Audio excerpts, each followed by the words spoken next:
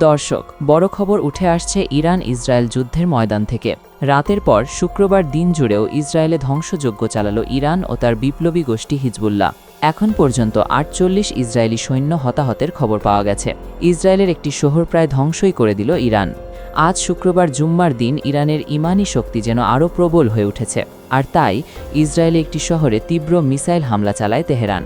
হামলার পর ইসরায়েলের সেই শহর ধ্বংসস্তূপে পরিণত হয়েছে। রাস্তায় জ্বলছে গাড়ি, মাটির নিচে চাপা পড়েছে অনেক বহুতল ভবন। হামলার পরই ইসরায়েলে উদ্ধারকর্মীরা জেসিবি দিয়ে উদ্ধার কাজ শুরু করে। এই হামলায় ৮ জন নিহতের কথা স্বীকার করেছে ইসরায়েল। তবে প্রকৃত সংখ্যা যে এর থেকেও বেশি, সেটা হামলার তীব্রতা দেখলেই বোঝা যায়।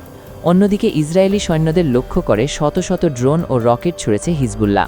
এতে ইসরায়েলি বাহিনীর প্রায় ৪৮ সৈন্য হতাহত হয়েছে। এছাড়াও পাসওভার উৎসবের সময় উত্তর ইসরায়েলে হিজবুল্লাহর পক্ষ থেকে ৫০টিরও বেশি রকেট ছোড়া হয়েছে।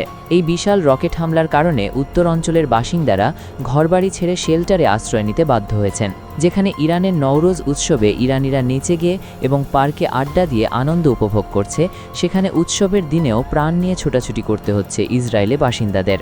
ঠিকমতো উৎসব পালন করার সুযোগটুকু কেড়ে নিল হিজবুল্লাহ। একটি রকেট কিরিয়াত শমোনাতে আঘাত হানে, যাতে ২ জন আহত হন। এছাড়া হাইফার নিকটবর্তী ক্রায়ট শহরতলিতে ৫টি রকেট ছোড়া হয়। ইসরায়েলি প্রতিরক্ষা বাহিনী জানিয়েছে অধিকাংশ রকেট আকাশেই ধ্বংস করা হয়েছে। হিজবুল্লাহর এই হামলা প্রমাণ করে যে তারা ইসরায়েলিদের উৎসবের মুহূর্তেও জনজীবনের গভীরে আঘাত হানতে সক্ষম।